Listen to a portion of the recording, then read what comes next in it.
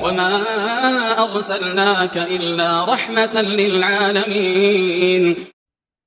Hadis nomor 543. Hadis maaf. Bab 543. Bab ar-rajulu yakunu fil qaum fa yabzaku.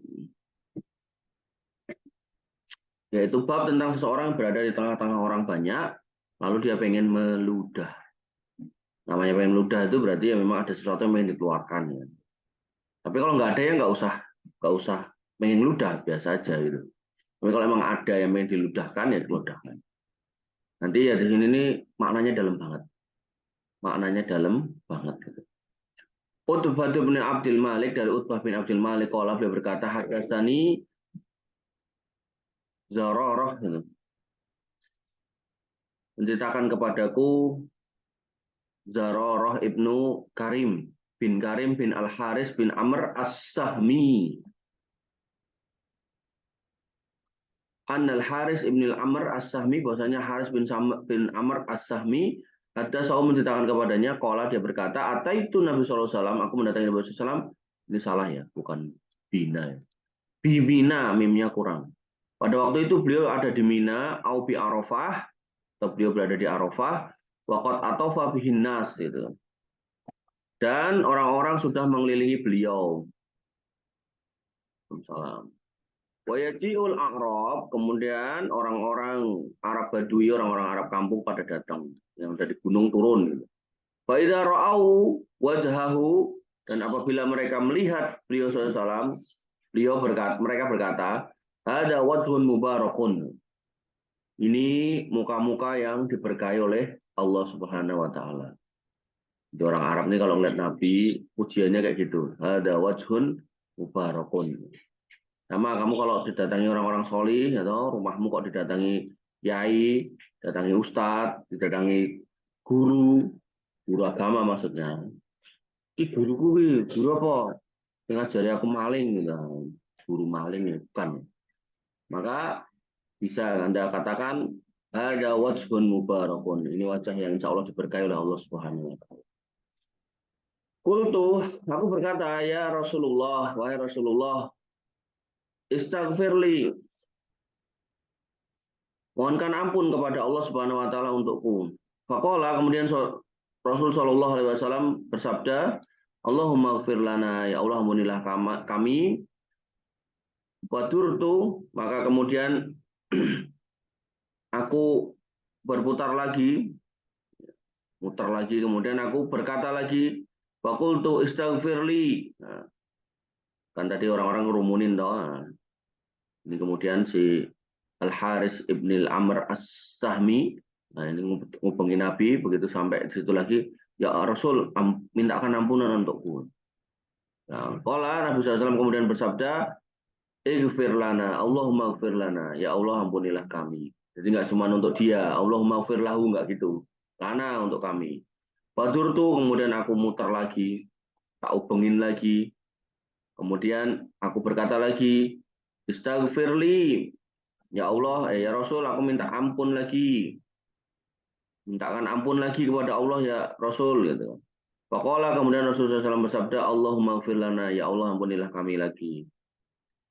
Fadhahaba biyadihi. Nah, kemudian Nabi SAW ya apa istilahnya? Fadhahaba biyadihi itu maksudnya Nabi SAW kemudian mengeluarkan tangannya, bazaqahu, dan kemudian ludahnya ditaruh di tangannya. Karena pengen ludah gitu. Wa masaha bihi na'lahu, kemudian diusapkan ke sendalnya. Jadi kalau kamu punya sarung tangan, ke sarung tangan, ya tisu ke tisu gitu. Nggak asal diludahi gitu. Kariha ayyusifa ahadam min haulihi.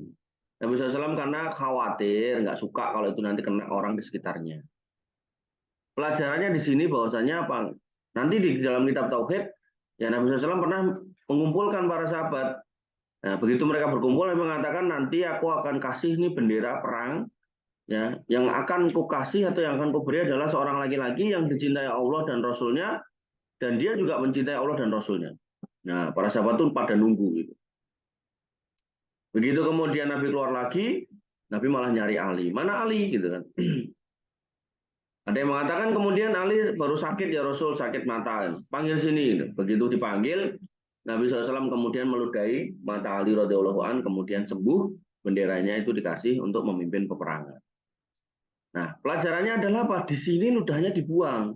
Dalam kasus hadis Ali radhiyallahu an, ya ludahnya itu berkhasiat untuk menyembuhkan mata Ali radhiyallahu an. Poin yang mau saya sampaikan adalah nggak selalu yang namanya ludah Nabi Shallallahu Alaihi Wasallam itu mengandung berkah sehingga bisa dijadikan obat. Nggak selalu, karena dalam kasus ini ludahnya dibuang dan diusapkan ke sandal. Paham ya? Jadi kalau ini adalah ludah yang selalu berberkah, nggak usah dibuang, diusapkan ke siapa gitu kan. Dalam kasus ini ternyata ludahnya dibuang. Nah, sehingga ketika Nabi SAW ada ludahnya nggak selalu dimanfaatkan oleh sahabat, alias dibuang, maka bagaimana halnya dengan ludahnya orang selain Nabi Shallallahu Alaihi Wasallam? Ya. Ada seorang guru, bahkan banyak ya, nggak cuma satu atau banyak ya. Itu sebenarnya dia minumnya cukup satu gelas kecil gitu kan, yes, ibaratnya setengah liter cukup lah gitu. Dia sampai disediakan gelas gede banget gitu. Bahkan dalam majelisnya itu nggak cuma gelas minum air putih, kopi ada, teh ada, degan ada, Pocari Sweat ada, semua minuman ada yang nggak mungkin itu diminum semua. Nah, tujuannya apa? Biar diicipi atau didamoni, ditiup, terus muridnya pada ngalap berkah. Menurut hadis ini itu benar apa salah? Mas Fajar? Hmm? Salah. Ya, karena ludah Nabi SAW aja nggak semuanya dimanfaatkan. Kalau memang ludah Nabi SAW semuanya mau dimanfaatkan, umpama gitu ya, mau dimanfaatkan semuanya, tentu para sahabat tadi itu pasti ngambil ember gitu atau ngambil apalah makanan gitu kan.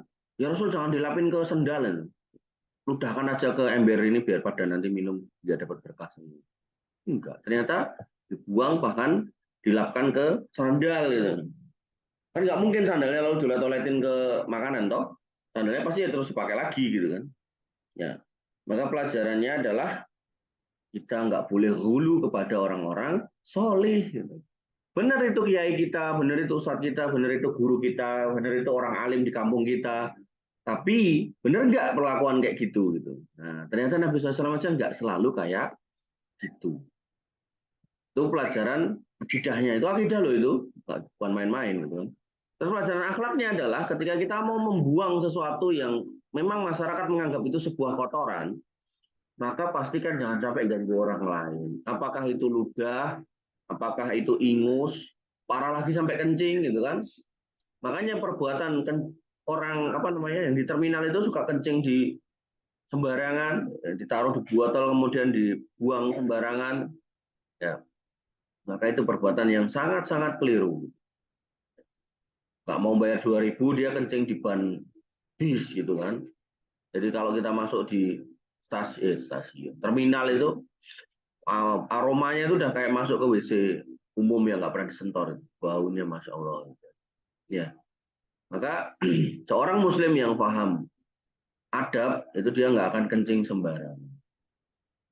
Ya tapi kebelet banget gitu kan, ya harusnya dicegah. Ya. Kalau memang pada akhirnya kita naik mobil dan mungkin ya karena nggak ketemu tempat ya, nggak ketemu tempat buat kencing yang benar gitu kan. Terus di mobil itu aman kita mau kencing di botol misalnya gitu. Ya silakan kencing di botol, tapi habis itu kencingnya dibuang ke tempat yang benar, botolnya dibilas, kemudian dibuang airnya, lah baru botol kosong yang sudah bersih ini baru dibuang ke tempat sampah. Itu loh. Jadi nggak sembarangan udah kencing di botol, botolnya dilempar ke jalanan gitu kan. Terus dianya nggak cebok dan seterusnya gitu. Ya, jadi adab dalam Islam tuh dalam sekali gitu. Bahkan urusan ludah aja Nabi SAW nggak pengen kena orang lain. Contoh lagi misal bersin gitu kan, kita pilek gitu kan, maka harusnya dari awal dari rumah kita bawa sapu tangan, atau nggak sapu tangan bawa tisu gitu kan. Tujuannya apa ya? Tujuannya agar kita nggak kemudian nyebar-nyebar virus kemana-mana. Gitu. Makanya kalau orang tuh paham adab ini, gitu kan, harusnya bisa mencegah yang namanya COVID. Gitu. Tapi karena nggak paham itu kan, bersin sembarangan, mungkin bersinnya ya di tangan, kemudian tangannya dipegangkan kemana-mana ke gagang pintu segala macam gitu kan, maka dipegang orang lain akhirnya otomatis terjangkit penyakit-penyakit yang menular gitu.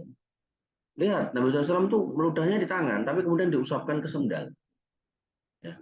Ini menunjukkan bahwasanya Nabi SAW mempraktekkan hidup bersih, dan hidup bersih ini bisa mencegah penyebaran penyakit yang memang menular melalui melalui cairan-cairan dari tubuh manusia gitu loh.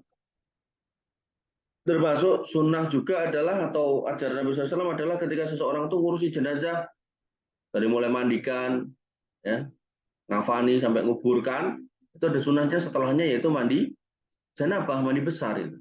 Karena dari mayat itu kadang tuh keluar cairan-cairan entah apa gitu, entah liurnya, entah kotorannya, entah tubuhnya keluar cairan apa gitu, yang itu mungkin mengandung bakteri-bakteri yang berbahaya gitu. Maka kita diperintahkan untuk mandi besar, tidak cuma wudhu atau cuci tangan, mandi besar gitu. Ya, itu termasuk sunnah dalam mengurusi jenazah. Demikian untuk bab yang ke-543. Allah Ta'ala. Kurang lebihnya saya mohon maaf. Semoga bermanfaat. Assalamualaikum warahmatullahi wabarakatuh.